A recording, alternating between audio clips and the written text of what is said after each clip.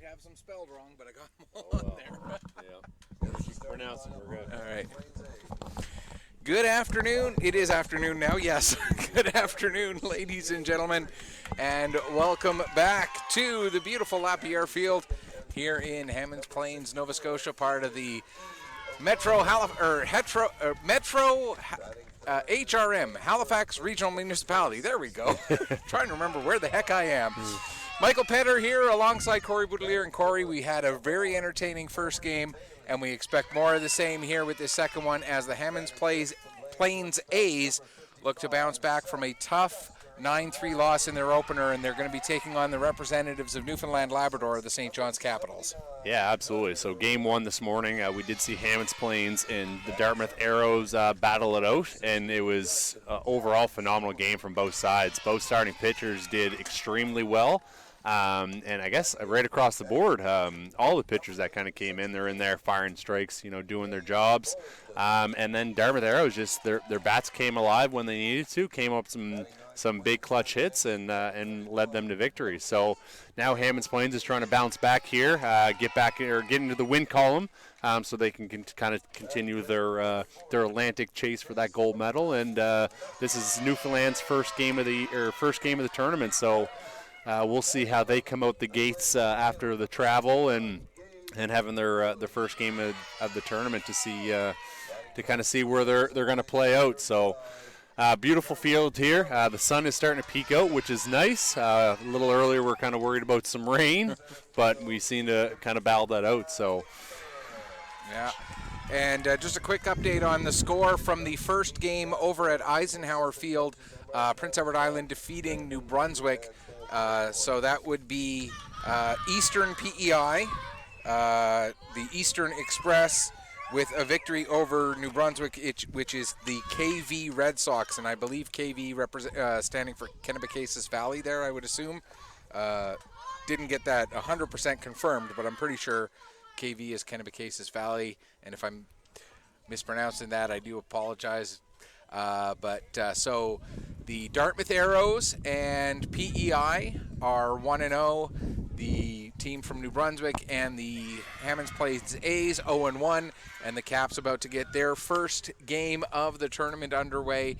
And you said it, we saw some great pitching in that first one, and it's going to be up to Owen Hiscock of the St. John's Capitals, and it's going to be up to Ethan O'Coin for the Hammonds Plains A's to get the pitching starting in this one.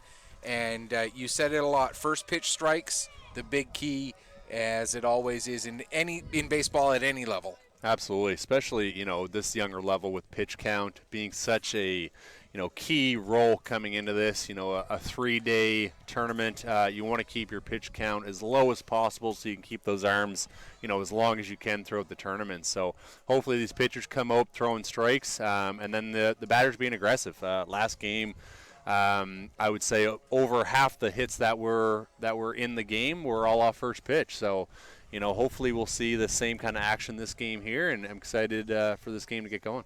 And it's our first look at the Caps, and so a chance to see what they're all about. The A's, if you had to point to one thing that contributed to that 9-3 loss, and we heard the coaching staff say it to them, they were a little bit passive with the ball defensively, a little bit afraid of the ball, but they need to be a little bit more assertive, a little bit more even aggressive on their defensive side of the ball here in this second game. Yeah, absolutely. And, defense is key in every sport, right? When it comes to football, hockey, baseball, it doesn't matter. Defense is key. So they have to come out here, lead with their defense, and then, their pitching and batting is going to come around. So, this team, I believe, finished first overall in the league this year in the Nova Scotia 11U AAA league. So, they clearly have that in the tank. They've been doing it all year, so they just kind of have to, let that come to them, take a deep breath, and I think they're going to be all right. And we set the defense for the A's as we get this game started. It's going to be Gabe Neely out in left field, Jacob Fun Guy McNair playing in center, and in right, it's Jackson Stewart. Around the infield to start the game, first base will be manned by Nash Haverstock. Second base will be Callum Kelly. third base, Lucas Van Polgeest, and the shortstop, Duster, Seth O'Leary. And we were looking at him during infield and really impressed with the arm of O'Leary and his ability to get behind a ball no matter where it comes towards him. And then the battery is going to be Nate Moulton, and we talked about the pitcher, Ethan O'Coin. And I see that we got our behind the plate cameras. The brightness is a little bit off. We're going to have to, I'll run down there maybe after this first half inning and get that fixed up. So we're going to stay away from using that camera at least here for this first half inning, and then in between I'll run down and get that setting fixed.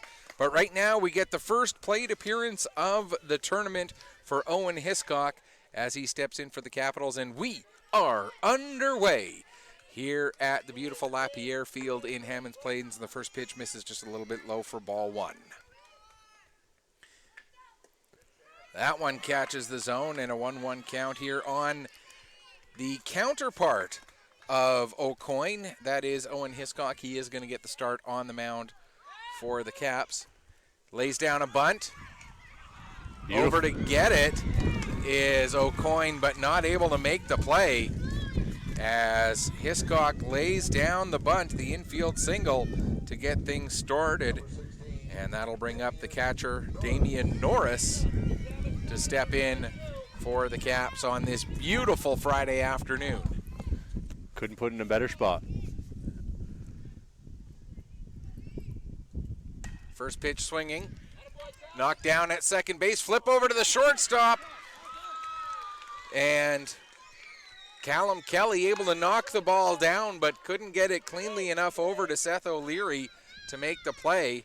So we'll have runners on first and second with nobody out as the Capitals getting some runners on base early. That'll bring up Nash Gorman.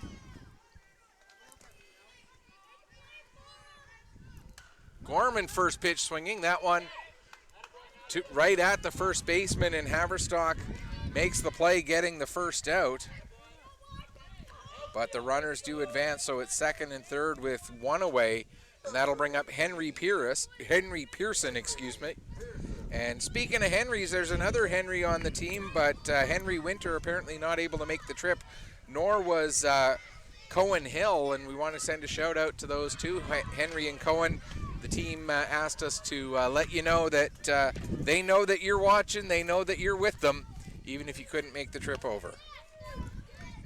Yeah, absolutely, cheering from a couple provinces away. So into this game, I noticed early, like the other game we seen this morning, they're being aggressive with the sticks. You know, swinging at first pitches. They're anxious to get on the board. So, being aggressive here in the first inning. As that one just gets past the third baseman, out into left field, and a two-run double for Henry Pearson puts the Capitals out in front early.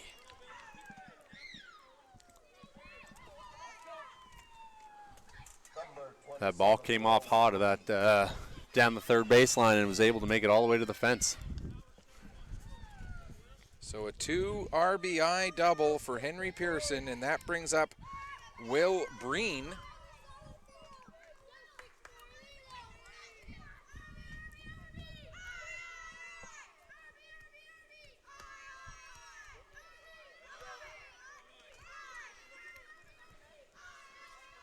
As we see O'Coin trying to get things settled down here.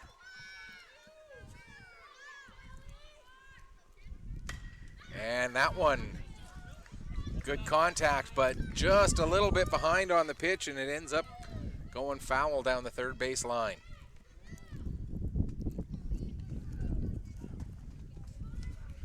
Breen's able to pick up the bat speed just a little bit more on that one. He's got another nice shot opposite way down the line. That one misses inside, gets past the catcher. And as Moulton couldn't get in front of that one, that allows Pearson to get over to third. Big opportunity here to cash in another run and add to this lead that they've created in the top of the first. 1-2 the count on Breen. Breen asks for a little bit of time to step out and reset himself. Now he's ready. That one popped up and gets out of play. We're a little bit more protected this time than we were in the first game. We've got a tent over top of us now, so don't feel quite as exposed on those foul balls that come this way.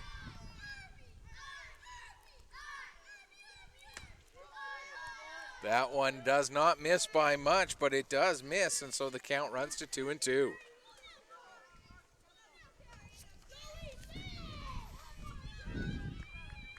O'Coin throws, and another shot, and that one's over the head of the shortstop out into left field. And an RBI single for Breen extends the lead. It's now 3-0. Number 31, Lily Beresford. And that'll bring up Lily Beresford.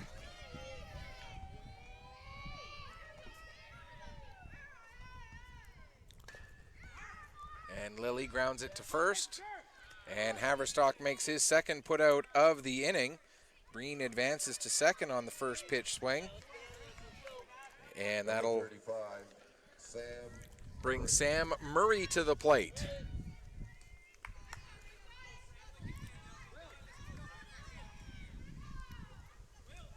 The right-hander steps in. And first pitch swinging, another grounder right to Haverstock. So Haverstock makes 3 outs, but in the same half inning, the Capitals put 3 on the board, and I'm going to quickly run. Actually, the sun's dipped behind clouds a little bit, so we're going to see. Yeah, I still need to go adjust that a little bit. I'll be right back. You take over. St.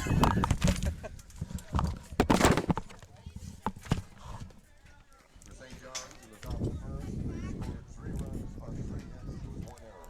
1 runner left on base.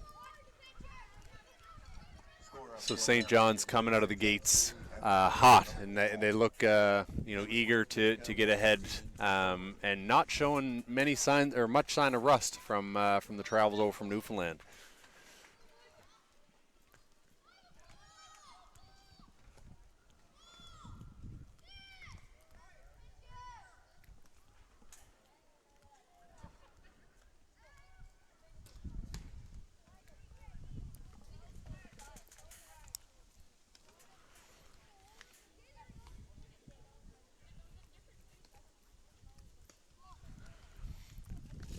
Number 37, Owen Hiscock, warming up on the mound, showing some life in his arm.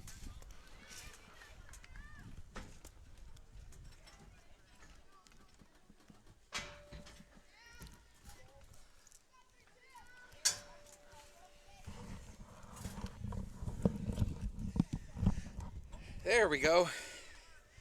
Switches cameras, does play-by-play, fixes irises on cameras, does a little bit of everything. So that'll bring up Carter Curtin, CK, to lead things off here in the bottom of the first, as I still catch my breath. First pitch swinging, and that one fouled back behind us here on the third base side.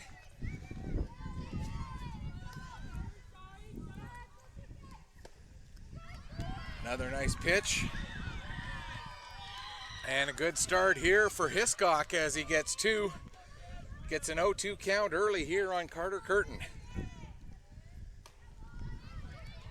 Wastes one up and in, and count goes to 1-2.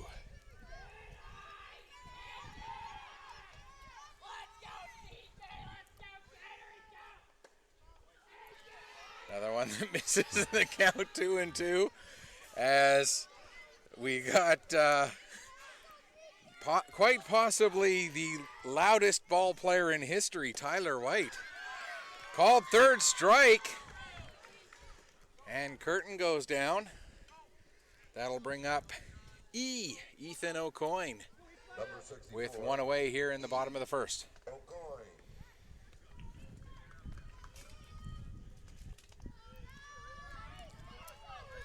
Newfoundland coming out hot with the bats and also on the mound, coming out starting the game with a strikeout. Hiscock getting a strikeout on 5 pitches. And that one misses a little bit high. Right at eye level. It was probably tempting, but O'Coin doing a good job to hold off on that. Another one misses a little bit high in the count, 2-0. And Tyler White might need some lozenges by the end of the weekend there. He's trying to get his team fired up. Yeah. Anytime you bring that much gravel into your voice, though, you're asking for trouble. Love the enthusiasm. I worry about his vocal cords. That's my only thing. It'll be a long weekend. Bouncing that one in, and it goes to 3-1. So O'Coin ahead in the count here as the two pitchers meet for the second time in this game already. O'Coin got Hiscock got the better of the first meeting as he singled and came around to score one of the 3 runs in the top of the first. And this time a grounder over to short to first in time for the second out of the inning. And that'll bring up Nash Haverstock. And just a quick note, we do like to try and make the broadcast a little bit interactive if at all possible. So if you're watching the game and want to share your thoughts with us, send us a tweet. My Twitter handle is PetterPC_sports. Petter as in my last name, Petter. PC as in Pictou County, where I'm based out of. And then underscore and the word sports, like the stuff you're watching right now. And send us a message on Twitter. Let us know you're watching, where you're watching from, who you're cheering for. 0-2 pitch, and that gets through the right side of the infield for a 2-out single as the A's look to get a bit of a rally going here with 2 away, and that'll bring up Cameron Bailey. Hammonds Plains falling behind a bit after this first inning, but looking to chip away here with a 2-0 rally, so hopefully they can keep this going.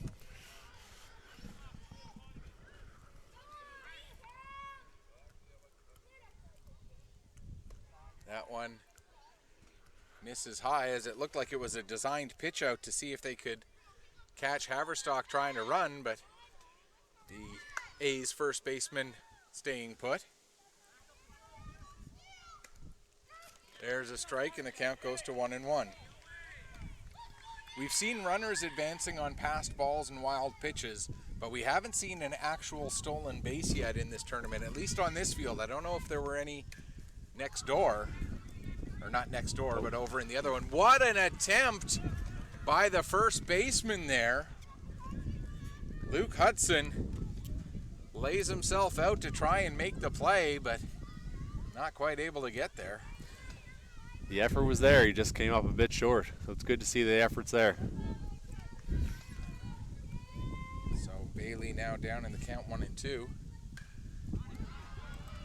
That one gets out to right field, but getting in and getting underneath it is the right fielder, Sam Murray, for the 3rd out of the inning. So no runs, no hits, no runs, 1 hit, and 1 runner left on base. And through 1 complete inning, it's the St. John's Capitals leading the Hammonds Plains A's by a score of 3-0. And so far, looking through the first 7 innings now that the A's have played, the 3-run inning has sort of been the curse on them, as they gave up 3 in the 3rd inning of their game against Dartmouth. They gave up 3 again in the 4th inning against Dartmouth, and they gave up 3 in the 1st inning of this game. So the thing that they need to really work on, it seems, is turning that scoring inning and keeping it a small scoring inning, not letting it get too big. Absolutely. You know, anytime you give up some runs, you want to limit them as much as possible.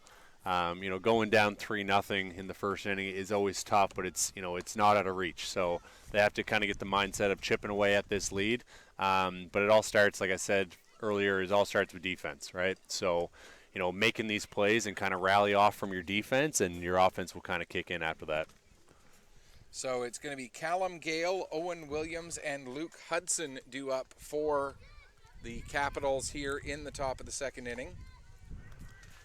I highly expect these Capitals to be just as aggressive in the second inning as they were in the first. They were coming out swinging. Basically, any time a ball was put in the strike zone, they were swinging at it. So see if they stay as aggressive this inning as the last. And it's the left fielder, Callum Gale, to get things started off. Or Calum or Callum? Calum, I guess.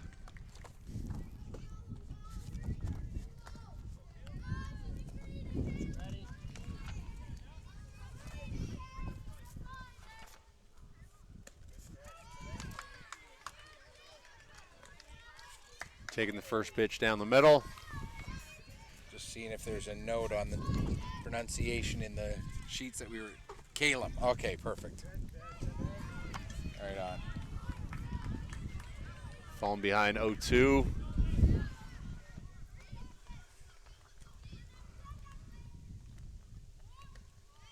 That one doesn't miss by much, but it does miss, and the count goes to 1-2.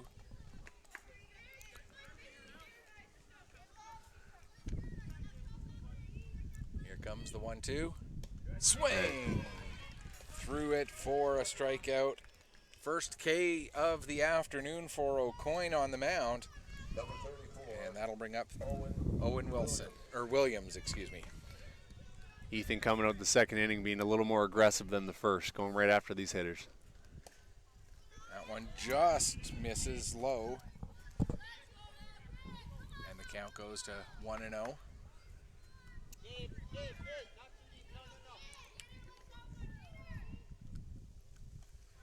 That one misses high, and it's 2-0.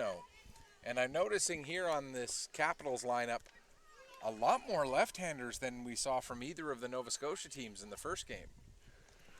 Yeah, absolutely. Owen batting right now, left-handed on the on deck. Luke is also a lefty, so we are seeing a lot more left-handed batters in this game than we did in the last. And I think it was the first three or maybe even the first four at the top of the order were all lefties as well. There's a strike at the knees, and the count goes to 3-1.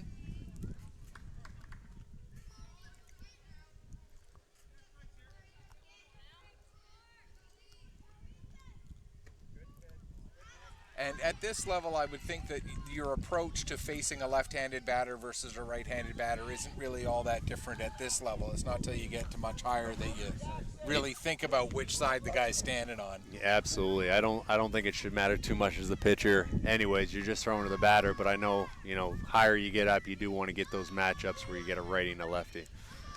So Owen Williams walks, and that brings up Luke Hudson, and there is a pop out to the third baseman, and nicely getting underneath it there is the third baseman, Chase Leslie. And so that brings up Cameron Glasgow with 2 away here and a runner on first, and Glasgow swings through the first pitch, and it goes to 0-1. I gotta say, third baseman Chase Leslie, I was really impressed with his defense in the first game. Absolutely. He couple diving catches he made, couple good efforts on a few other balls too. So he's really sturdy down there in third. As that ball gets past the catcher, down to the backstop is a little bit too high for Moulton to get onto, and that allows Owen Williams to get to second. Glasgow coming over and getting the signal from his coach. Swings through another one, and it's 1-2. Rare right-handed batter. A little confusion. I think he thought it was 3 strikes. He's got 1 more to work with. Yeah.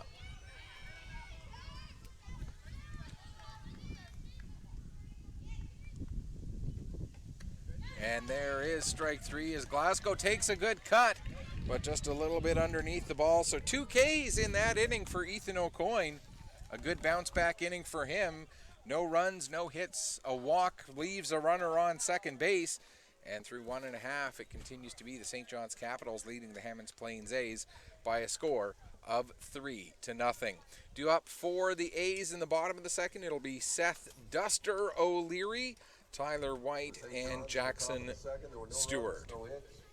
And we should mention there is another game in progress right now. That is the Dartmouth Arrows taking on the New Brunswick team, I do believe.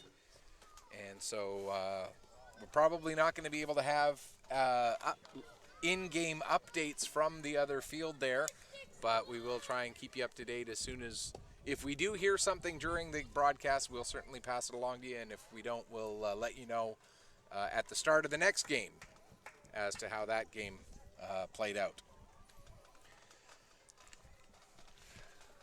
So we'll see how Hammonds Plains can bounce back from that. Putting up a 0 is always big, especially in games like this. See if they can bounce back with the sticks and get themselves on the board.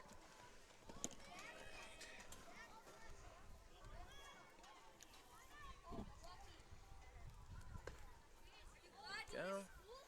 Get that working again. Actually, just double check.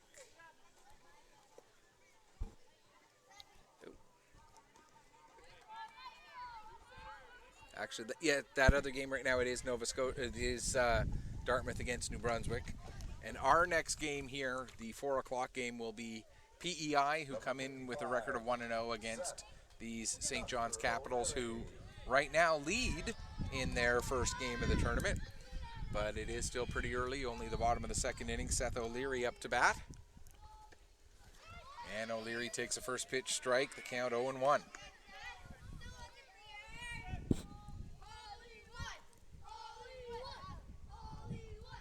O'Leary with the nickname Duster. That one popped up into foul territory, and it goes over the fence, over the backstop, and out of play, so the count 0-2.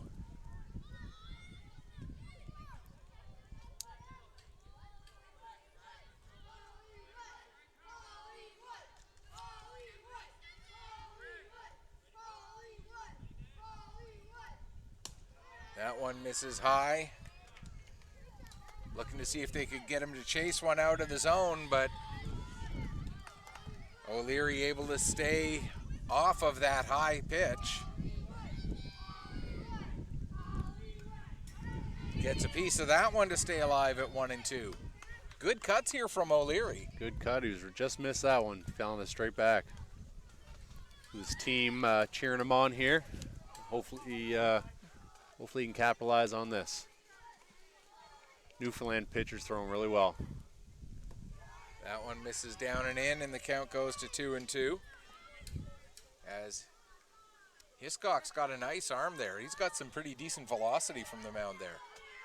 Yeah, absolutely. There's some contact, and that one will go out into right field for a single. So O'Leary with the leadoff single to start off this bottom of the second inning. That'll bring up Tyler White. Number 79, Tyler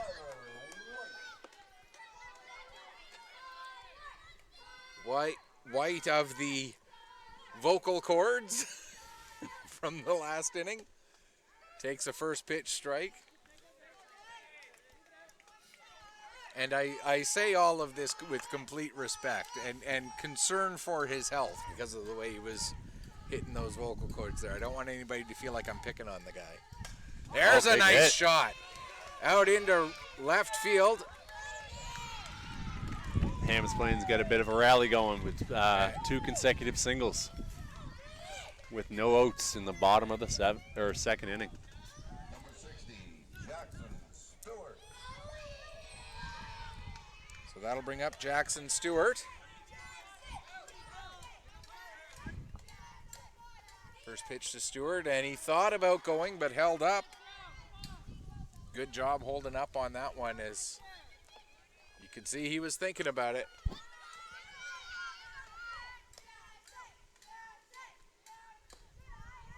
That one, Just again, low. doesn't miss by much, but Stewart's ahead in the count, 2-0. He's all around the zone, just missing. But good eyes by the hitter. That one bounces in, ends up hitting the umpire, but getting just far enough away from Norris that the runners are able to advance.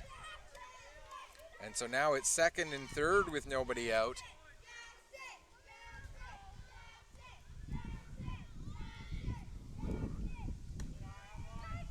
There's a strike. He thought it was ball 4, but A 3-0 count. I don't think he was really expecting to do much more than walk there. But he took the strike. He's still still ahead in this count here. See if he gets a big aggressive swing here. that one bounces in, and there is ball 4. So a pair of singles and then a walk loads the bases for Nate Moulton. Number 68, Nate Moulton. So Moulton with a chance to close the gap here Newfoundland opting to bring the infield in the second inning. as that one sails all the way to the backstop. Everybody's going to move up a station. Took a big kick off the backstop, went almost out to the first baseman. Scoring easy on the play.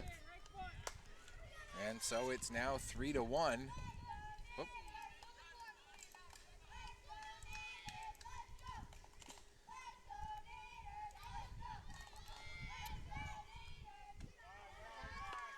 That one misses, and Moulton ahead in the count, and now 1 run already in and 2 more in scoring position. A chance for a huge inning for the A's.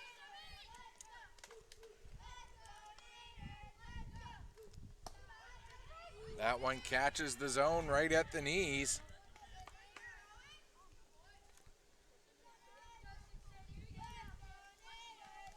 And the 2-1 count.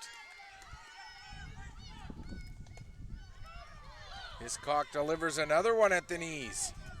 And some clutch pitching here, trying to work himself out of this jam here in the bottom of the second. Another pitch misses high, 3-2 now, full count.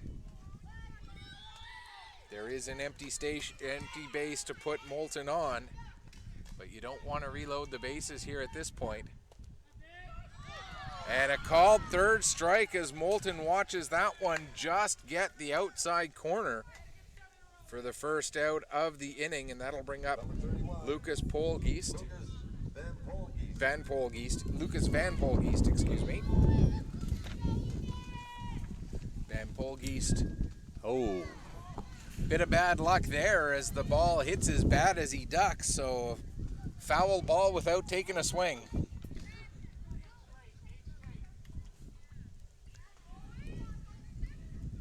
Van Polgeest was named player of the game for the A's in the game this morning for his work on the mound. And this time he pops it out to the shortstop for the second out. And that will bring up Chase Leslie, who we've been told goes by the nickname Otani. Pretty high praise to be compared to that guy. We talked about it before the broadcast. Otani, considering what he's doing on both sides of the ball, hard to argue against him for an MVP vote. yeah, it's pretty spectacular. That's something no one's done in quite some time. I believe the last person to put up numbers like this would have been Babe Ruth. Yeah. So he's definitely special to watch. And I think you and I both were agreeing as well that, what he's doing this year is incredible and will go down as one of the greatest seasons of all time. And when you're compared to Babe Ruth, obviously it's special. But until he puts those kinds of things up for more than one season, I think it's a little early to talk about, greatest player.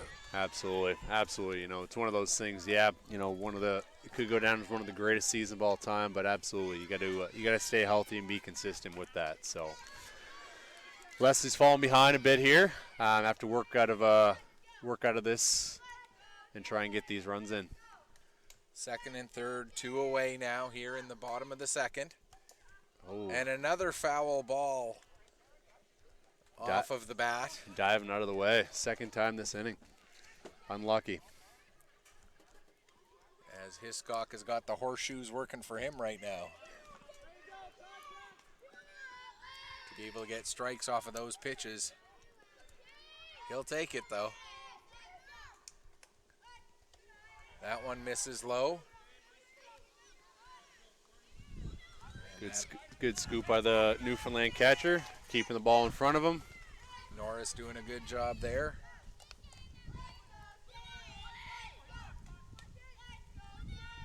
And swing and a miss on that one. And two singles and a walk to start the inning, and a great job by Owen Hiscock to work himself out of that jam and only give up one run. One run on 2 hits, no errors, 2 runners left on base. We've played 2 complete, and the Capitals lead the A's 3-1. Due up in the top of the third, we're back to the top of the order. It is Hiscock, Norris, and Gorman. Yeah, Hiscock doing a great job there, minimizing that inning. Bases loaded with no outs and only giving up 1 run. Definitely did a great job holding Hammonds Plains down. So see how Hammonds Plains bounces back after that. Look to get a quick inning here and get back on the sticks, but see if Newfoundland has a different story for that. As we see, getting ready for another inning on the mound is Ethan O'Coin. Although at this level, on the mound is a little bit of a misnomer, as they do pitch off of pretty much flat surface there, and and that's all part of the development of the game at this level. It's you look at it, there's no need for the 7.5, 8 inches, something like that, of mound that they get at the higher levels. Yeah, I guess it would all vary depending on what field you're on, because I know some are a lot higher and some are a lot lower. So.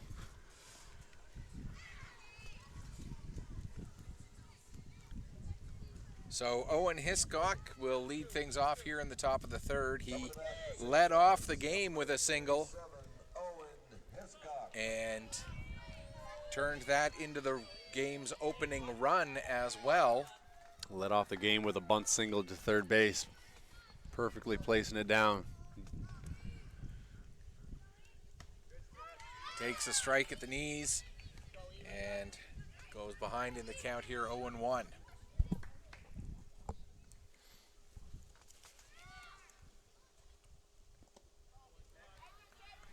I'm a little surprised that they don't have White playing in a little bit more at third base after that bunt single last time. Swings through that one, and 1-2 now the count. Yeah, absolutely. You'd think he'd start in a couple steps, but see he doesn't intend to bunt this time. Just missed the ball down third. Just foul. And of course, now that they were at 2 strikes, the bunt sort of taken out of the arsenal at that point anyway.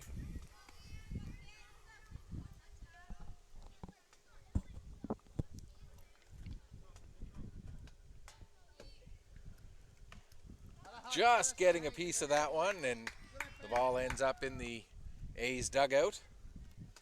A little bit of hot foot on the A's coaching staff there.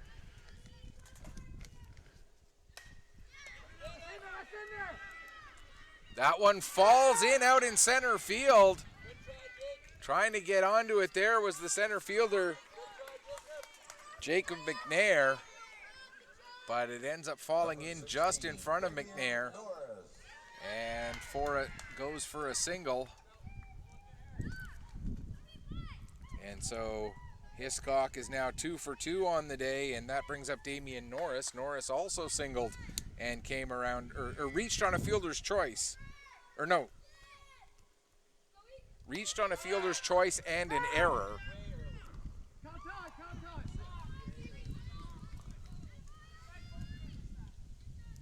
As a stolen base there for Hiscock. Yeah, Norris reached on a fielder's choice, but there was an error on the play, and that's how Hiscock stayed on base, and then Norris came around to score.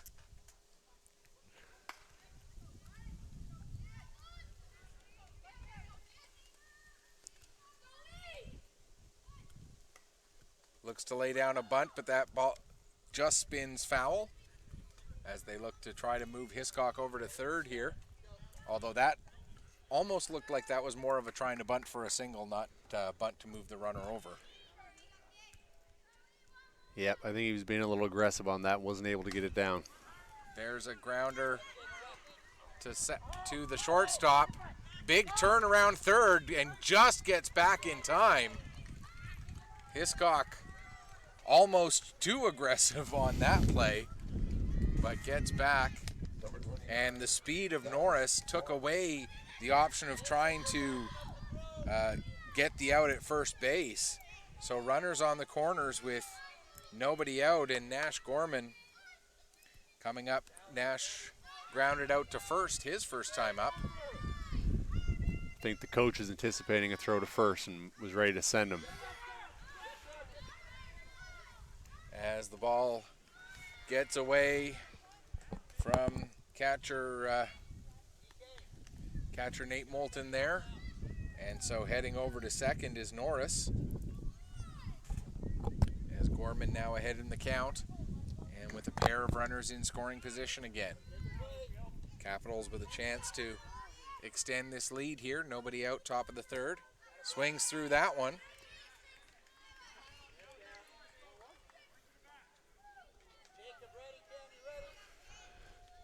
Big aggressive swing there, looking to cash in a couple of these runners in scoring position. And for the A's, they really need to focus on minimizing the damage here. That one foul down the third base side. Ends up hitting the fence just in front of our broadcast position.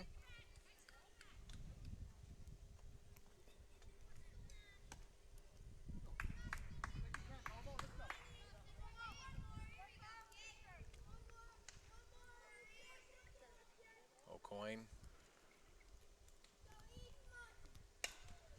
sets that one, and that one just goes foul as well. Very close down the third base line.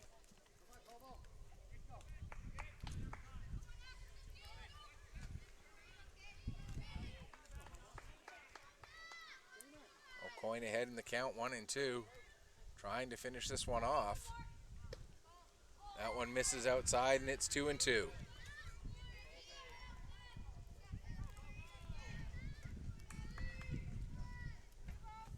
Or 3-2, excuse me. That'll miss high. No, it was 2-2. I was right the first time. Then I misheard the umpire, thought she said 3-2, but now it's 3-2.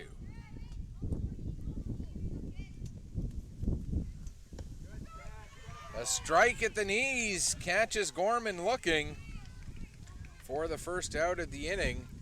That'll bring up Henry Pearson. Pearson with a big double back in the first that ended up driving in a run, and then Pearson came around to score himself as well.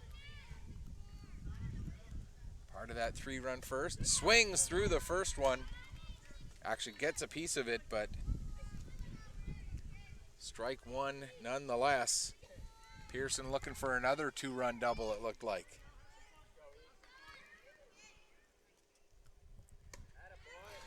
Another big cut, and it's 0-2. Ethan filling up the zone, trying to minimize these runs on base, trying to shut it down. 3 straight. And a 3-pitch strikeout. That'll help things for his cause. 2 away now for Will Breen.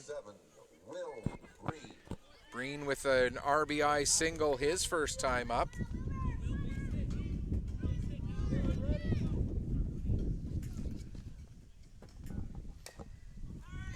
And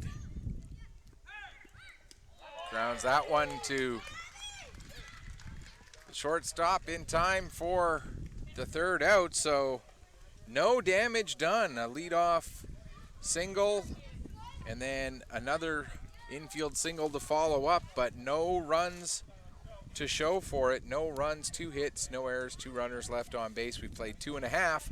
Going to the bottom of the third, it's still 3-1 for the Capitals. For the A's, we'll see Gabe Neely, Callum Kelly, and Jacob McNair. And if anybody gets on, we'll be back around to the top of the order for Carter Curtin. As we take a quick look here, no new notifications on Twitter. For St. John's in the top of the third. I'm going to take that to mean I'm not getting anything incredibly, terribly wrong because nobody's sending me a message. Hammonds Plains doing a great job there, minimizing that early base runners that the Capitals had put on to put up a zero, see if they can take advantage of that, get some motivation with the sticks. And it looks like we're seeing a new pitcher out there for the Capitals, as that's Gorman now pitching. Nash Gorman has moved onto the pitcher's mound. And it looks like Owen Hiscock, who had been pitching, is now playing shortstop. I think they made a pitcher shortstop switch, as I believe Gorman was the starting shortstop. Yes. And Luke Hudson, who had been playing first base, is now over at third. And is that Breen over at first then? Did they just... No, that's Pearson over at first now. Norris is still behind the plate. That's the one thing about the game at this level. Everybody gets a chance to play pretty much everywhere. And for a scorekeeper, it makes our book look like... chicken scratch. Yeah. I can tell you that Lily Bareford is at second. Speaking of which, if my daughter's watching at home, hi Lily, how you doing? I was so excited to see that there was a player with the same name as my daughter. Actually, a couple of weeks ago, it was during an exhibition game for the Nova Scotia U18 Major Hockey League. I had a chance, I think it was history. It was an exhibition game, but both teams had a female goaltender in net at the same time for the first half of the second period, because one team had 3 different goalies. They used one for each period. The other team brought 2 goalies and each played half a game. So for the first half of the second period, we had 2 goaltenders, both female, in a male U18 Major Hockey League game. And I don't know for sure that it was history, but it feels like it was a moment worth remembering. And so now we've got a second baseman out there in Lily Bareford as a strike to Gabe Neely, excuse me.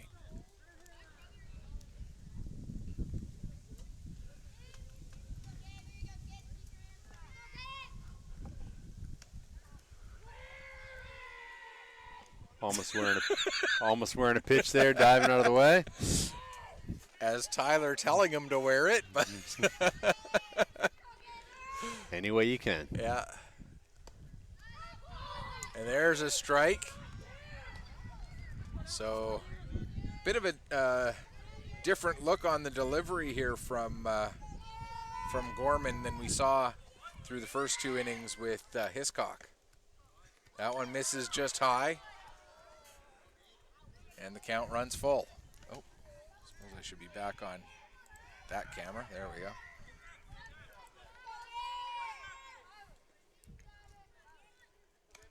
And another pitch misses high, and a walk to Gabe Neely to lead off the inning. That'll bring up Callum Kelly.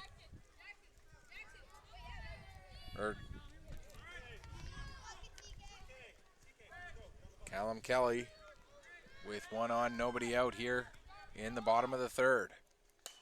Makes contact, and it gets through to right field for a single. So a walk and a single, and the A's looking to get something going here in the bottom of the third inning. Number 63, Fun Guy McNair. And up is Jacob Fun Guy McNair, and we can confirm it is the 2-word Fun Guy, not the plural of the word fungus. If I was at school right now, I wouldn't be teaching science right now, so I don't have to keep giving that lesson out. It's okay. That one misses high to McNair with 2 on, nobody out here, third inning. CK, Carter Curtin waiting on deck. Hammonds Plains taking some pitches. As that one sails all the way to the backstop, both runners will advance. And a little bit of a control issue here for Nate Gorman early in his appearance.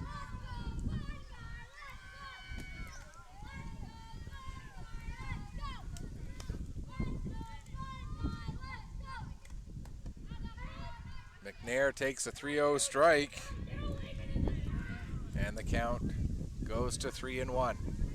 I know I have the unpopular opinion on this, but I've always felt that if you're getting a 3-0 pitch, it shouldn't be an automatic take.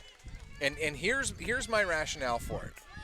If you look for a specific pitch at a specific spot and you get that pitch at that spot, you shouldn't leave your bat on your shoulder.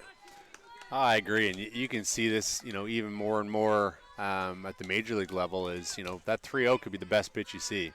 It also determines what time in the game, runners in scoring position, stuff like that. If no one's on, you get a 3-0. Maybe you do become try and become a base runner with drawing that walk. But if you do have runners in scoring position, it's probably a great pitch to swing at. Yeah, I mean, you make yourself be very, very selective. I'm looking inner half and low, and if it's not inner half and low, even if it is a strike, I'm not going to swing at it. But I'm looking inner half and low, or I'm looking out over the plate and belt high, and if it's not exactly what I want, yes, I'll take it. But the idea of leaving that bat on the shoulder feels like a wasted opportunity to me. Absolutely, absolutely. And what I always preach when I coach is you're looking for one pitch in that one spot, right? Yeah. One pitch, one spot. If it's not there, you let the ball go by. Yeah.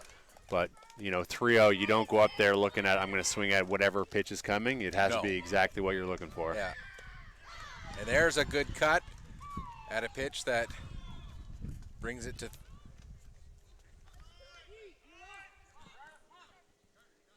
Yes, that is a strikeout. Okay. There seemed to be some confusion up at the plate about the count on that one, but that was indeed a strikeout for Carter Curtin. That brings up Ethan O'Coin. He grounded out to short his first time up. As good time in the outfield, the ball came into play. Okay. So you got 1-0, bases loaded. And Infield is in. Ethan O'Coin grounds that one back to the pitcher, and it's thrown home for the second out. Number 26, Nash Haverstock. Force play at home. Hammonds Plains still unable to get a run across. Bases still loaded, though, for Nash Haverstock. He was able to single his first time up.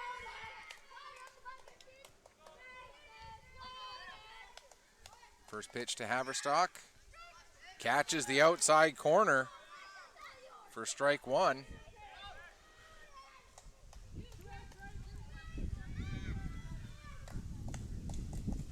So Haverstock now behind in the count. That one misses high. And the thing that I'm noticing from Gorman is when he's coming over with his arm, it's that release point that is really telling whether he's going to get it in the zone or miss high. When he does miss, he misses high because of that release point, it seems. He's got a unique mechanics where he almost hides the ball behind his head when he throws, and then it kind of, for right now, it's kind of throwing off his release point a little bit, where everything seems to be, when he does miss, it seems to be fairly high. 3-1 the count now on Haverstock, and a walk will pull the A's back to within one, as that one, though, is going to instead get sent out to center field and drop in.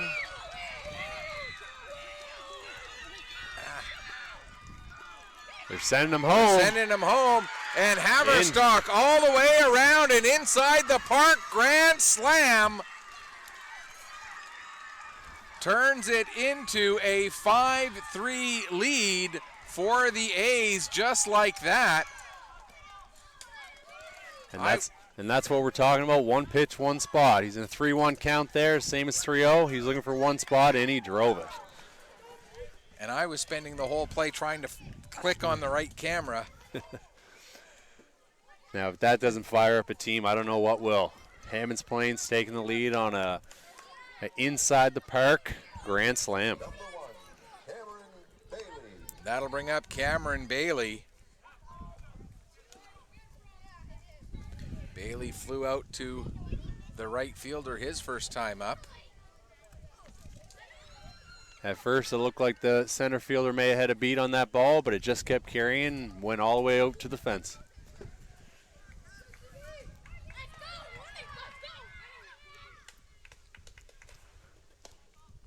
And with that, we're seeing some action in the Capitals bullpen. Yeah, trying to get the number. It looks like it is Calum Gale out there warming up.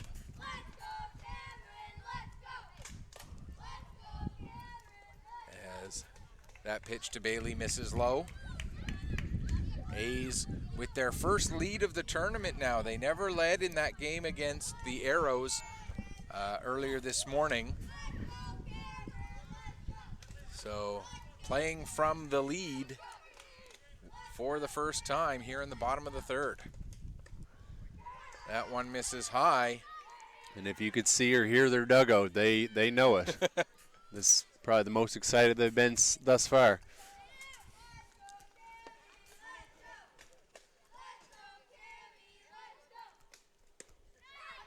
And there's a strike as finding the zone is Nash Gorman.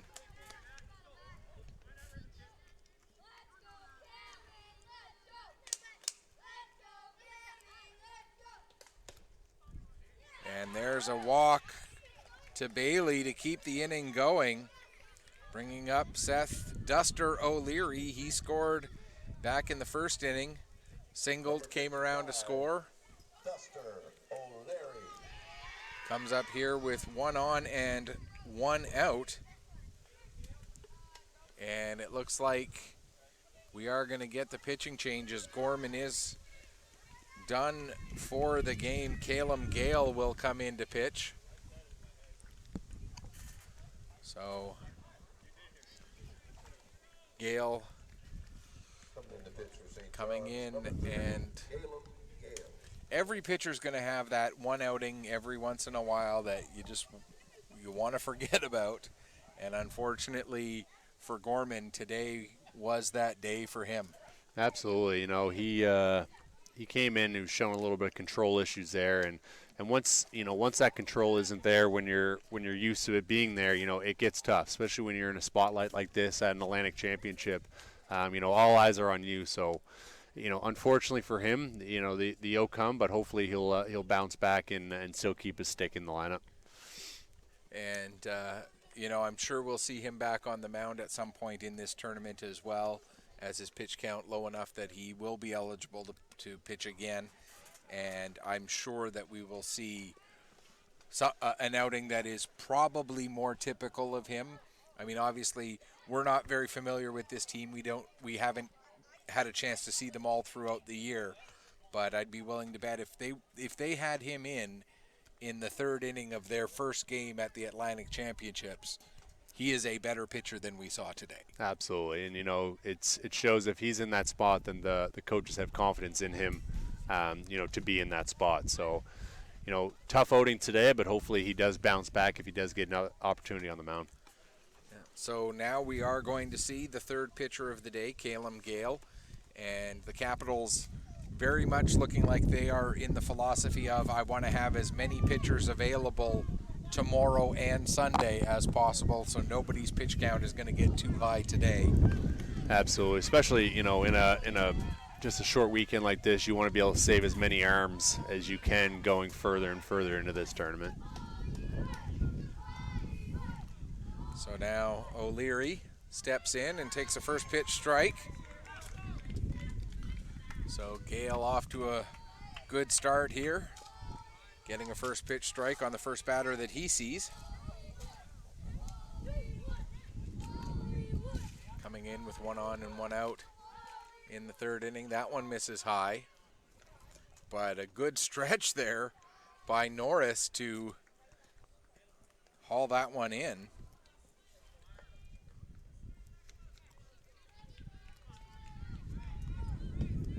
Gale set for the 1-1. And another nice pitch. And the count goes to 1-2.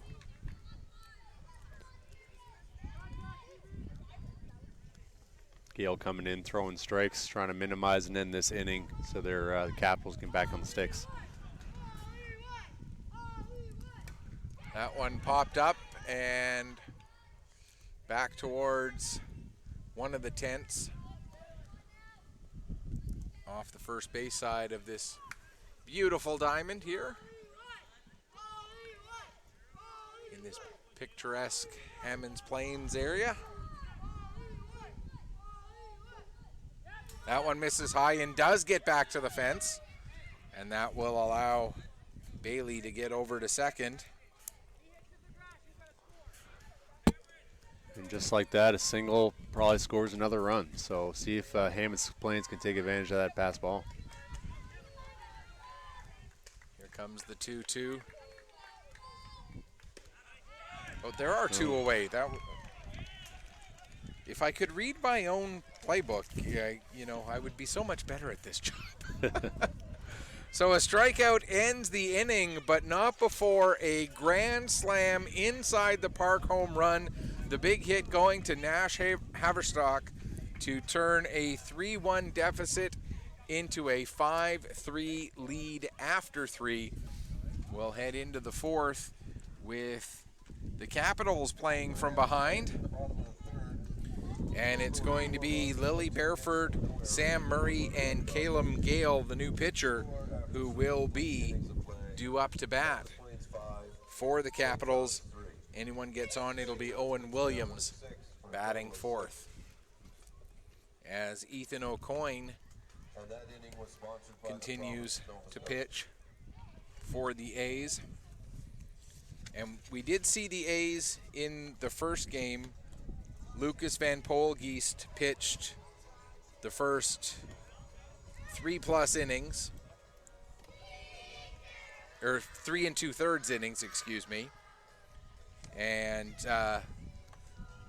used his full pitch count for the weekend. So a different philosophy than we're seeing from the Capitals in this game, and it looks like we're seeing the same sort of thing.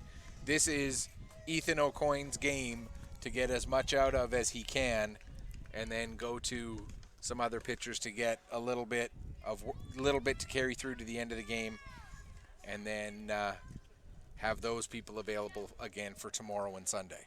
Absolutely. And now that now that he's pitching with a lead, I'll be curious to see how Hammond Plains take this. If they have, if he does get in a bit of trouble, if they have someone getting up and ready right away to secure and shut down any chance of another big inning from an opposing team. So it's going to be Lily Bareford leading things off here in the top of the 4th. Bareford grounded out to first, her first time up.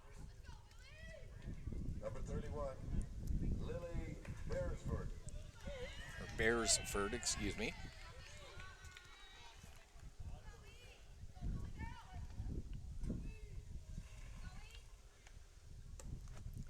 First pitch to Beresford. Catching the top of the zone, and the count goes 0-1.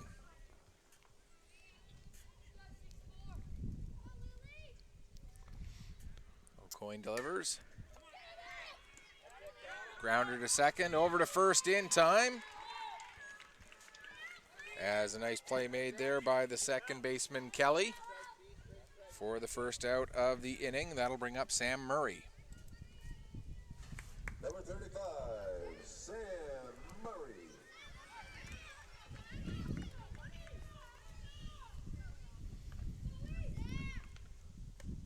First pitch to Murray misses down and outside. And the count goes 0-1, or 1-0, excuse me.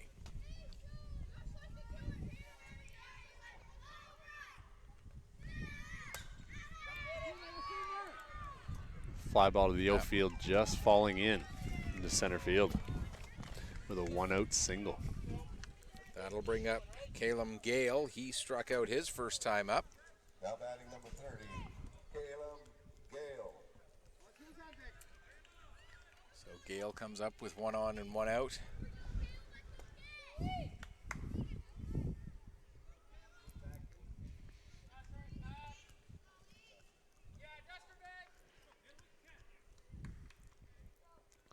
Swing through.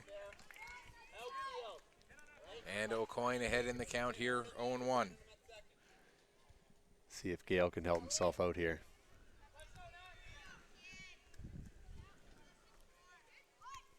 Gale shows bunt, gets the bunt down, does get the runner moved over, but a good defensive jump off of the mound there for O'Coin to get over.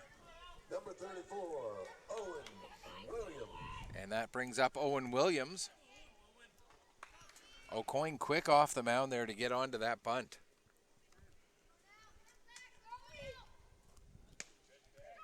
Pitch to Williams, catches the outside corner.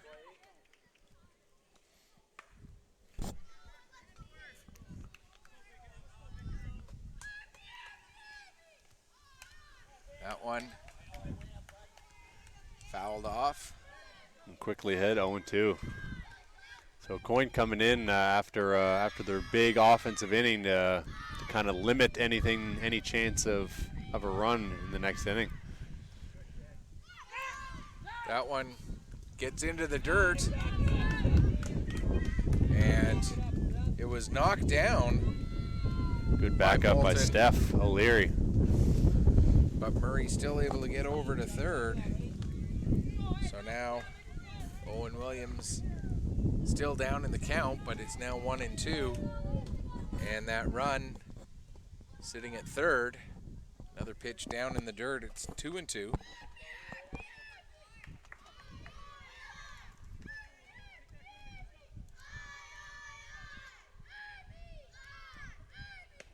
Swing through the pitch, and it's another strikeout.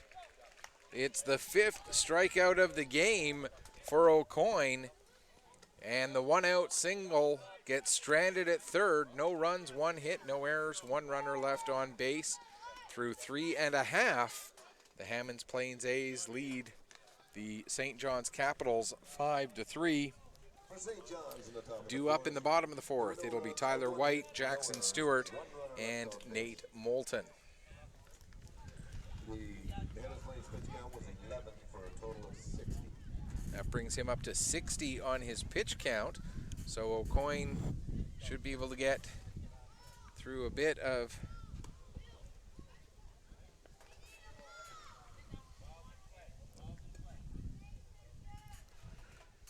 It's always good for pitchers to come out the next inning after your offense gives you a bunch of runs to come in and limit and put up a 0.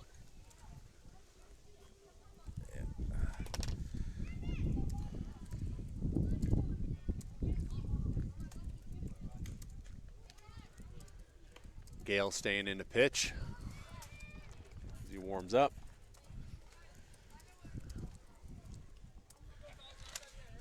There we go.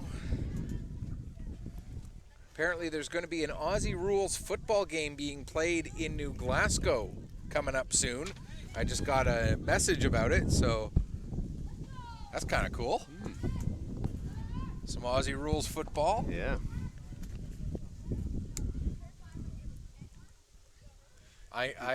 All I know about Aussie rules football is basically the only rule is you can't kick a guy where it hurts. Oh, good. Other than that, it's pretty much a free-for-all. That seems to be an unwritten rule everywhere. Number 79, Tyler. Here comes Tyler White. He singled his first time up.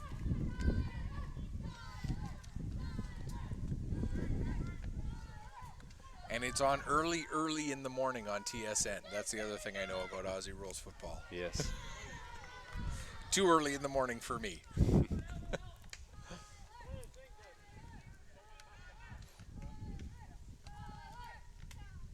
That one misses high as well, and the count goes 2-0.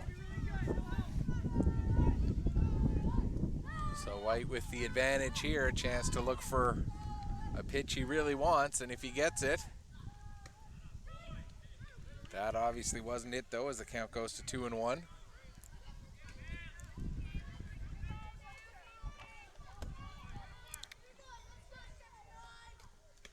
Swings through that one, and it's 2-2. So after a couple of pitches out of the zone, Gale finding the target here. Uh-oh. As that It's one gone. is over the fence and gone. Tyler White with the blast. Puts another run on the board, and you can see the elation for White and the entire Hammonds Plains team.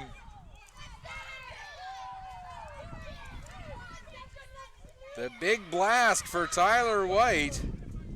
Solo home run leads off the bottom of the fourth. And that brings up Jackson Stewart. After battling off a couple good pitches from Gale, he definitely didn't miss that one.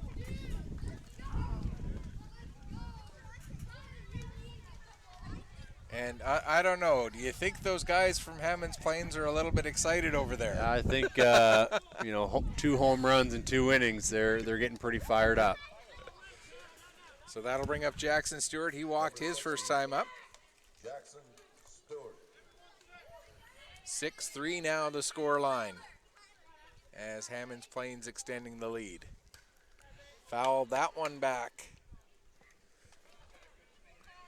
And you know, you hear about it in hockey all the time. The most important shift in the game is the one right after a goal. The most important batter that you face when you're a pitcher is the batter right after you give up a home run. Absolutely. How you recover from that. And we're seeing here from Gale, first pitch strike, and then the second pitch misses a little bit high. That one just a bit low, and the count goes to 2-1.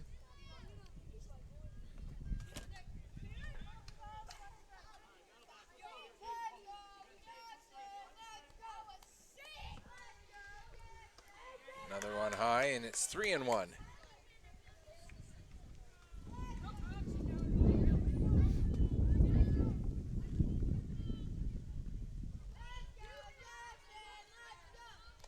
The 3-1 pitch from Gale. And Stewart a little bit behind on that one. The count goes full 3-2.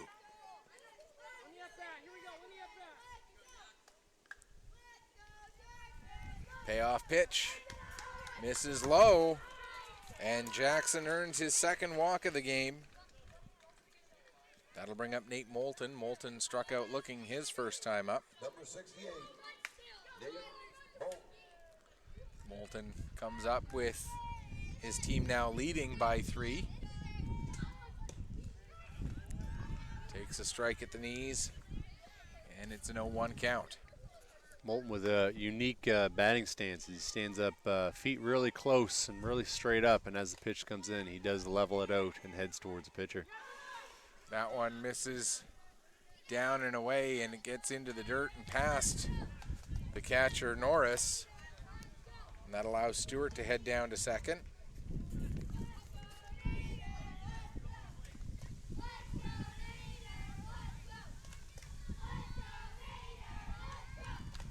Here comes the 1-1.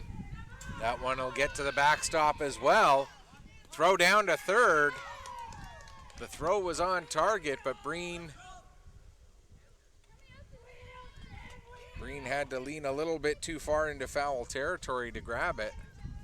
Good snag by Breen at third base there, but so now Moulton ahead in the count, 2-1. Takes a strike, and it's 2-2. Here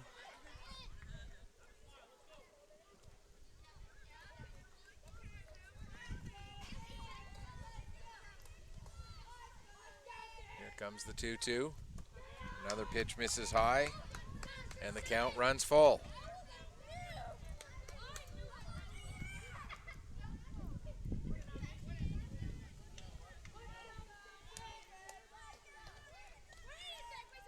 Three-two, and that'll miss high. Ball 4. A home run and then back-to-back walks. So runners at the corners, nobody out for Lucas Van Polgeest. He popped out to the shortstop his first time up.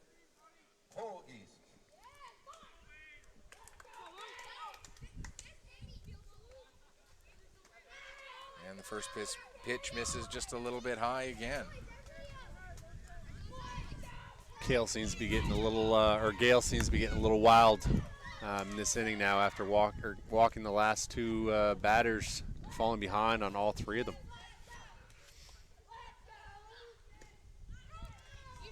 Gets a strike there, and the count goes to 1-1. Capitals don't have anybody warming up right now.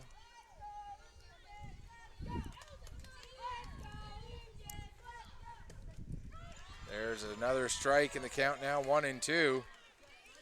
And whatever Gale said to himself there as he walked back to the mound, took the deep breath, it obviously worked. That one misses high, runner going, and they'll let Moulton take second to make sure that Jackson Stewart stays at third.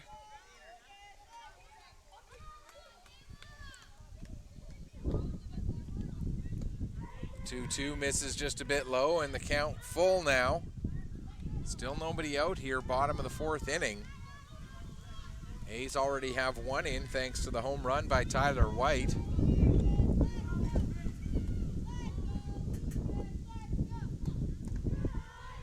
And that one misses high for ball 4.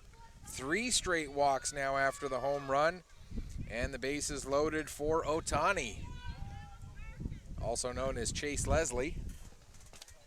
And if Otani can do what Otani's been doing all season, different player, same name, we might see our second grand slam this afternoon. Absolutely. Number 40, Chase Otani Leslie.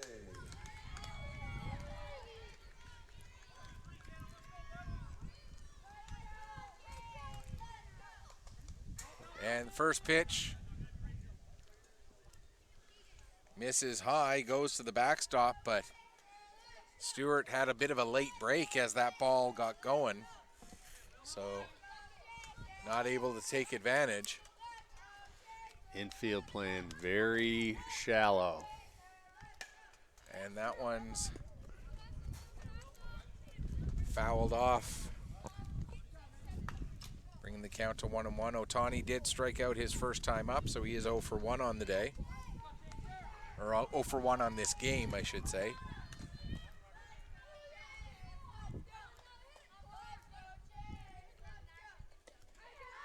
Leslie takes that one just outside, and the count goes, and maybe a bit low as well, and the count goes to 2-1.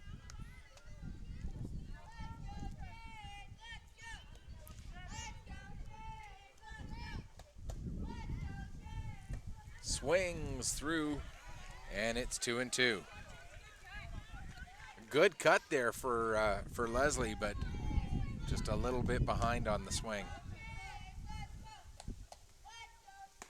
That one will miss high, 3-2. And this might be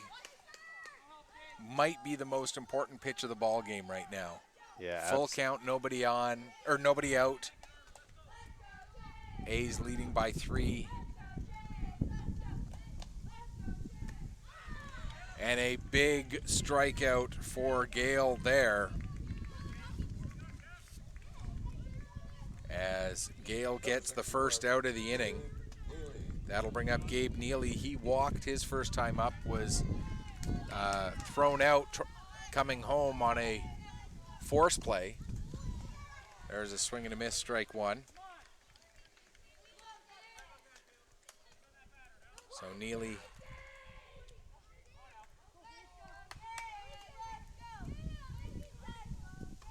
swings through that one in the count, 0-2. That one might have been a little bit high, but I think Neely chased. being aggressive, but two of them, two definitely up. And that one catches the outside corner. Catches Neely looking. Back-to-back Ks. And that'll bring up Callum Kelly. Kelly singled and scored. Scored on that grand slam last inning. First pitch misses high.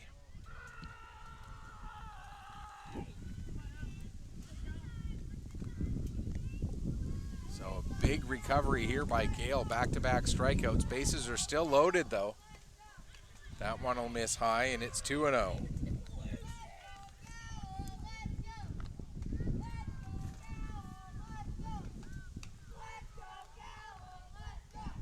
2-0 count. Gale catches the bottom of the zone with that one. It's now 2-1. Capitals defense now playing back. Two outs in the inning. Danny Bagg. And this would be huge for Gale if he's able to work his way out of what was a bases loaded, nobody out jam and one run already in. To hold it to just that one run and keep his team within 3 would be massive.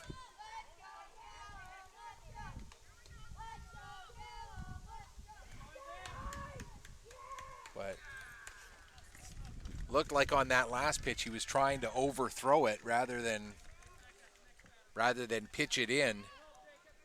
And so a walk leads to an RBI for Kelly. And it's now 7-3.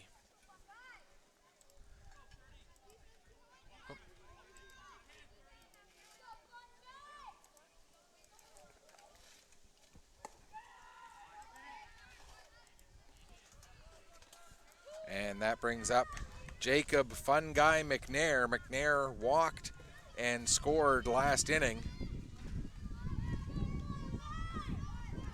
Has a chance to help add to the A's lead here. Pitch misses low. Capitals still not having anyone warmed up, so Gale seems to be their guy. Get them out of this jam. That one misses low, gets away from Norris. Coming in to score is Moulton, and it's now 8-3.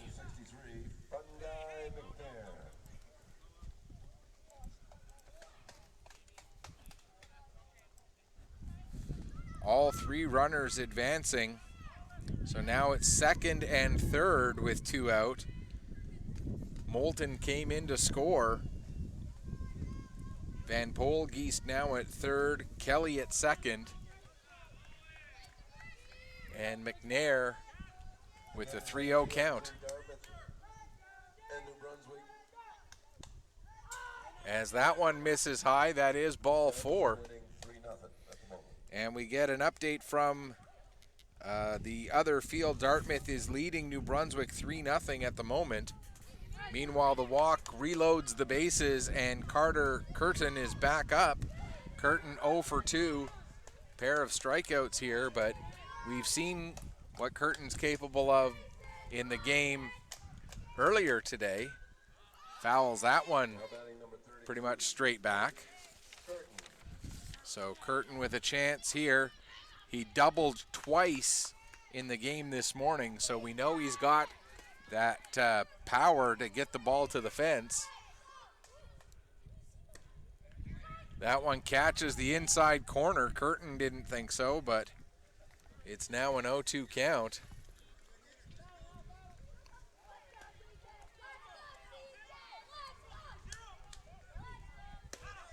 And another called third strike. And again, Curtin not quite believing it, but Gale strikes out the side. Unfortunately for him, he does so in between 5 walks and a home run. So only one batter put the ball in play on him that inning, but control issues end up hurting, and the Hammonds Plains A's able to get 3 runs up on the board on just that one hit. Bases were left loaded, and through 4 complete, it is now 8-3 for the Hammonds Plains A's. Due up in the top of the 5th for the Capitals, Luke Hudson. It'll be Cameron Glasgow batting second, and then Owen Hiscock coming up third. St. John's 3. St. John's pitch count was 44 for a total of 50. 44 pitches in that inning for Gale, and obviously that is not what Calum Gale wanted to see in that inning, but he kept battling, you know, and especially when we're talking about players at this young age, it's hard to teach and hard to coach that mental fortitude to keep going and keep battling when you're having those frustrations. Absolutely, and you could see it, the emotion with Gale. Like, you could tell he's a battler out there. Every time he threw the ball, if it was a ball, you know, the frustration, and you can tell he's a battler. So, unfortunately, you know, the long inning that he had there, it wasn't the outcome he wanted, but he did. He battled the whole way through, able to strike an out 3. And speaking of battlers, here's Ethan O'Coin out for another inning as he continues. That first pitch misses low. And so Luke Hudson leading off. He popped out to the third baseman his first time up. Swings through that one, and the count goes to 1-1. Hudson with a powerful swing there, but not quite able to make contact on that pitch. Gets contact there. The ball comes to third. Throw across the diamond in time. Foul ball. I think it was off his foot.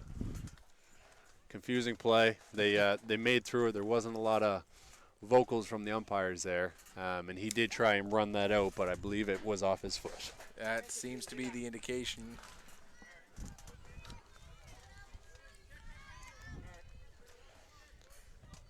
So the count goes to 1-2 instead. And probably a bruise on the foot. Probably. And a called third strike. And that brings up Cameron Glasgow. He struck out his first time. Number 26, Cameron Glasgow. So Glasgow comes up here with one away, nobody on here, top of the 5th inning. There's a strike. Catching the bottom of the zone.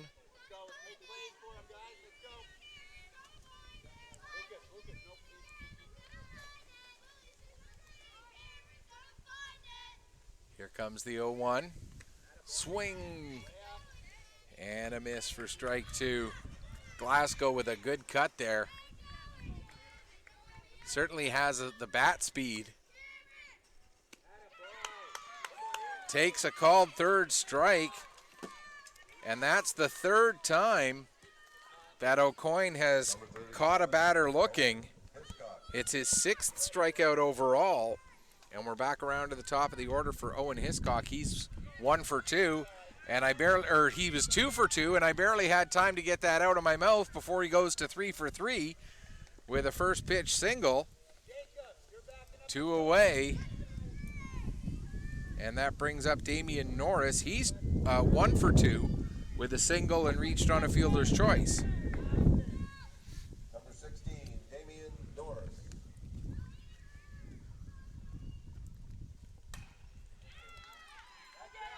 A grounder to the first, and White just beats out Norris to the bag for the third out.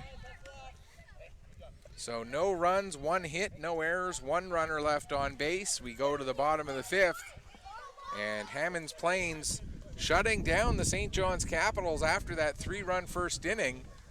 Goose eggs on the board since. It's 8-3, and the A's will look to add even more insurance with Ethan O'Coin, Nash Haverstock, and Cameron Bailey due up in the 5th. No runs, 1 hit, no errors, 1 runner left on base. The Hammonds Plains pitch count was 8 for a total of 60. And 68 pitches thrown now for Ethan O'Coin. which means he could come out and start the 6th inning. Chances are he probably would only get one batter before he would reach his limit on his pitch count, and I'm going to just double check really quickly on the pitch count tallies here if we can find them. I know they're in here somewhere.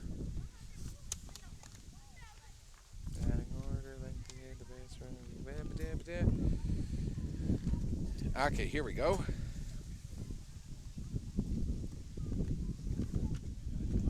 So he could pitch up to 75 pitches. At this point, he's thrown 66, so this would be his only appearance of the tournament regardless. So if he can get the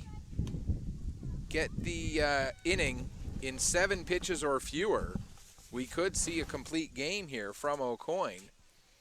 And you would have to think that the A's coaching staff would love to be able to not have to use any other pitchers in this game if they can manage it. But before we focus on O'Coin doing any more pitching, we're going to focus on O'Coin coming up to bat. He's 0 for 2 in this game, reached on a fielder's choice and grounded out to short. When he did reach on the fielder's choice, he came around to score in that grand slam home run that the A's Nash Haverstock had in the bottom of the 3rd inning. O'Coin takes a strike there, and the count's 1-1 as Gale continues to pitch here. Calum Gale. And again, with his pitch count, he's now reached the point where this will be his only pitching appearance in the tournament, as that one gets out into left field. And Ethan O'Coin reaches on a leadoff single. That brings up Haverstock. He's 2 for 2 with a single in the first and a grand slam home run, the big hit in the 3rd that took the 3-1 deficit that it was at the time for the Hammonds Plains A's and turned it into what was a 5-3 lead. It's now 8-3.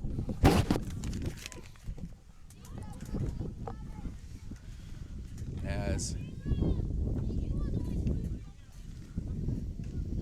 Haverstock ready here with O'Coin standing at first after the leadoff single. And that one's going to reach out into right field, or left field, thrown quickly back in.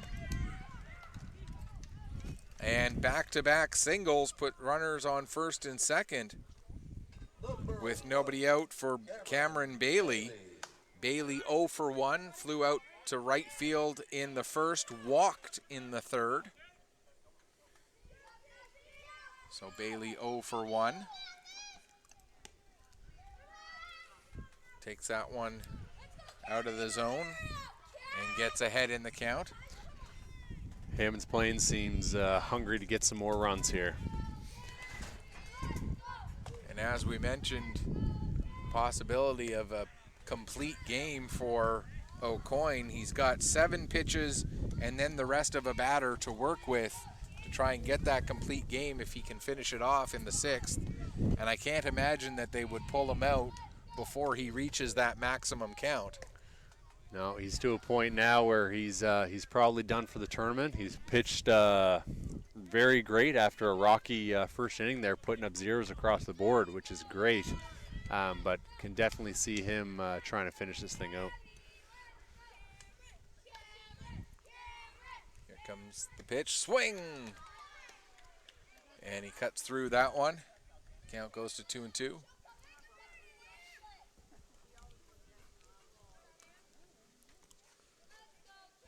Bailey with a couple of runners on for him to work with. Takes a good swing at that one, but misses for strike 3. So Bailey goes down swinging. And for Gale, since he's come in, That's the 5th out he's gotten, all 5 by way of the strikeout. And Seth O'Leary, who singled and came around to score in the 2nd and struck out in the 3rd, so 1 for 2. Takes the first pitch for a ball. Again, a reminder, we've got one more game left today as well. We've got a little more action left in this one, but we do have one more game left today as the Capitals will take on Eastern Prince Edward Island. That game's scheduled for a 4 o'clock first pitch. So make sure you join us again for that one. And then we'll have 3 more games tomorrow and 1 or 2, depending on how the standings play out. We'll have 1 or 2 games on Sunday. If we need a tiebreaker to determine the difference between 2nd and 3rd place, that'll go at 10 o'clock. If we don't need that tiebreaker, the 10 o'clock game will be the championship game. There's a grounder just past the 3rd baseman, but it ends up being just foul as well. So the count now 2-2 on Seth O'Leary, known as Duster.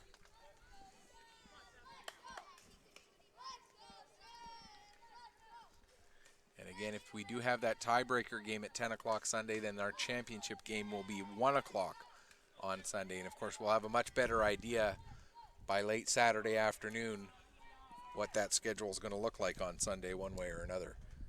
Full count here, 1 away, runners on 1st and 2nd. You would think that the runners will probably be in motion with the full count, even though there's only 1 away. Runners weren't going, but it turns out to be a walk. So it does load the bases. Number 79, Tyler White. And Tyler White, who singled in the 2nd and then hit it out over the fence in the 4th. Haverstock had a home run. It was inside the park. For White, it was a over the fence. There's a pass ball that gets by, and then coming in to score, Ethan O'Coin.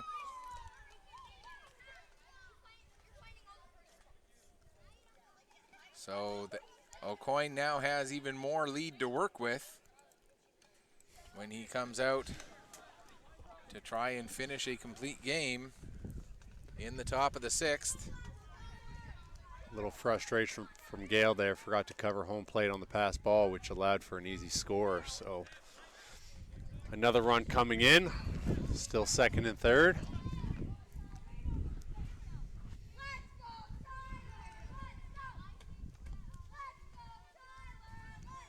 As they do have Beresford warming up as another pitch gets away and another run comes in to score, making it 10-3.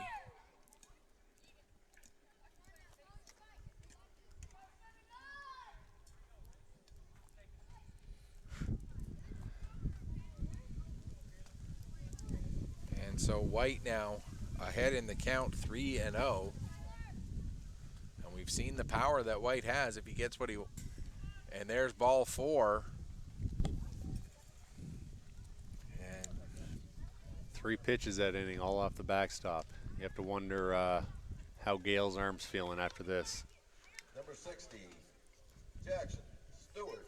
that brings up Jackson Stewart. He's reached base twice, walking both times.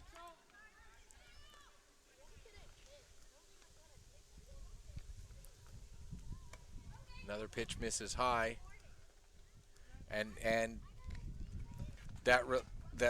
all those misses high. That's because of release point, and that's because of fatigue. He's not able to follow through all the way, obviously, at this point. Exactly. He's not able to get out in front and really get that ball down.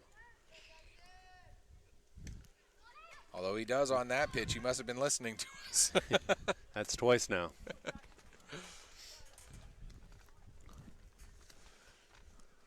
Capitals do have someone warming up down in the pen, so we'll see how long they choose to leave Gale in. That one's fouled back. It's Lily Beresford who's warming up for the Capitals.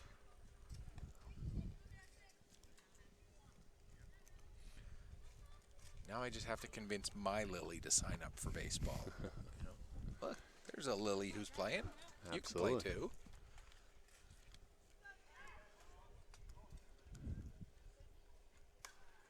That one fouled back as well. Although if my Lily is watching right now, Lily, why aren't you at school? So, yeah, there you go. Yeah, classes aren't over yet. No. Not for another half hour or so.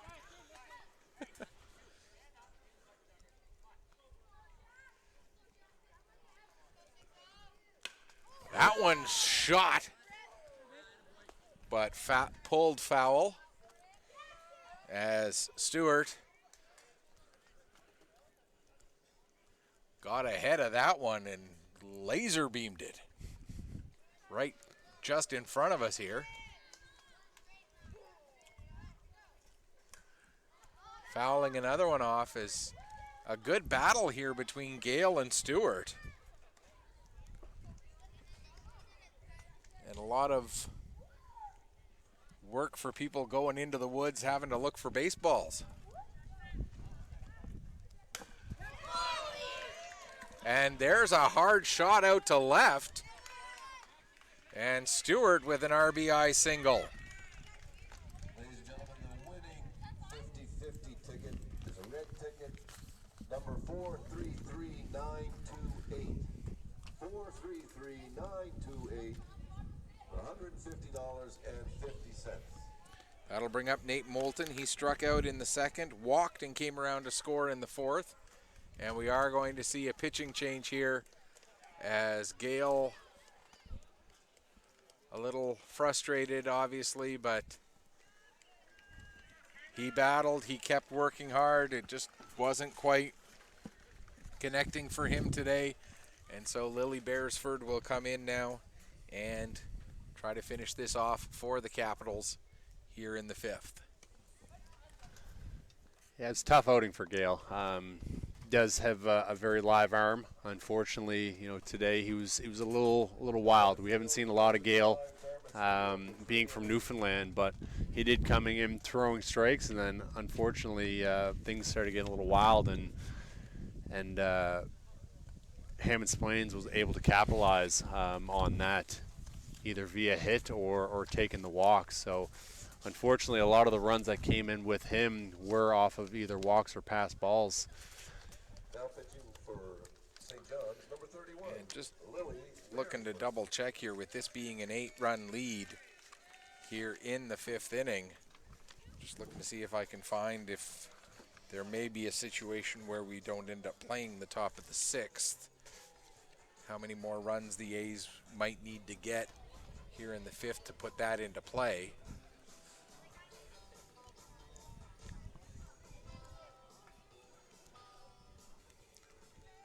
I'm not 100%, but I think if I they think score, it's in your binder there. I think if they score 2 here, it might be over. Yeah. Okay.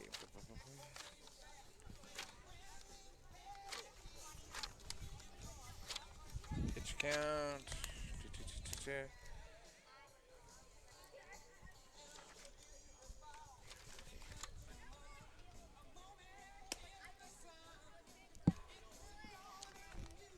No run limit during the last 2 innings. Okay.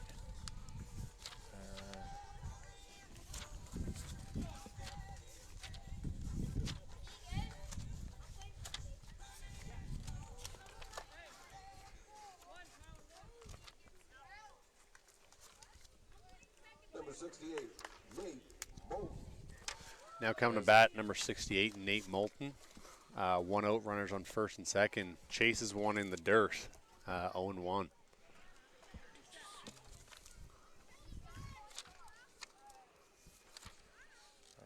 Don't see anything. Ah, here we go. So if it becomes a 10-run margin, so yes, if they do get 2 more runs, that would preclude the need for a top of the sixth. That pitch misses just a little high. So with that,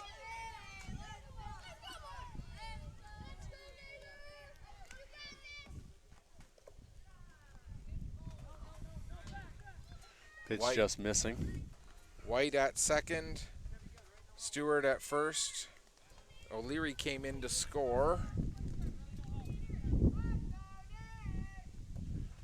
So it's actually 12-3. So one more run, and that will,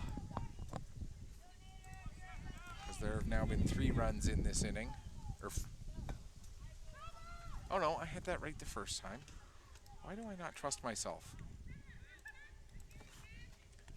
There we go. So the key run right now is the run at first base, Jackson Stewart. Now at second base after the walk to Moulton. As if Stewart comes in to score, that would make it a 13-3 game. So Lucas Van Polgeest now steps up, 1 away. Bases loaded here in the bottom of the 5th. And a good pitch there from Beresford. Getting a first pitch strike on Van Polgeest. That one gets through into the outfield, and both runs will score, and that will make it 13-3. And that should do it. Making it a 10-run margin, which I do believe will make it will call it ball game.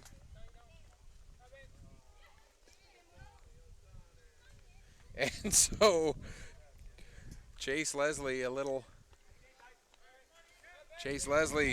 who was going to be able to come up to bat, turns out that he isn't able to come up to bat, as the game-winning run does come in to score the final 13-3. And a big bounce-back performance by the A's in this one to earn that victory, and a complete game on the mound for Ethan O'Coin. And that not only looms large in this game, but looms large later, because all of those pitchers that they might have earmarked for some innings in Game 2, now they don't have to use them today. They have them available for tomorrow and the next day. Absolutely. It's great on their offense coming in there and finishing this game off to not burn any more pitchers, but also for so now everyone should be other than Ethan, everyone should be available for tomorrow. Owen Hiscock, the player of the game. He had led off the game with a single, came around to score. He also pitched the first 2 innings, giving up just 1 run. And Callum Kelly, with a single and a walk and some good defensive play at second base, gets player of the game. And so the A's finish day number 1 with a record of 1-1. The Capitals, they'll have a chance to bounce back in our next game, which is scheduled for 4 o'clock, when they'll be taking on Prince Edward Island, the Eastern Express. Until then, actually, this is it for you in the broadcast booth here this weekend, I understand. This is it for me. So unfortunately, I'm unavailable for the rest of the weekend. My counterpart Brandon will be here tomorrow. But other than that, it has been a pleasure. This is one of the first times for me in this kind of stage, which usually I'm either on the field playing or coaching. So this is a different but pleasant, experience for me. I really enjoyed it. So I appreciate everything for you today. Mr. Boudelier, thank you very much. You got a future behind the microphone if you so choose. If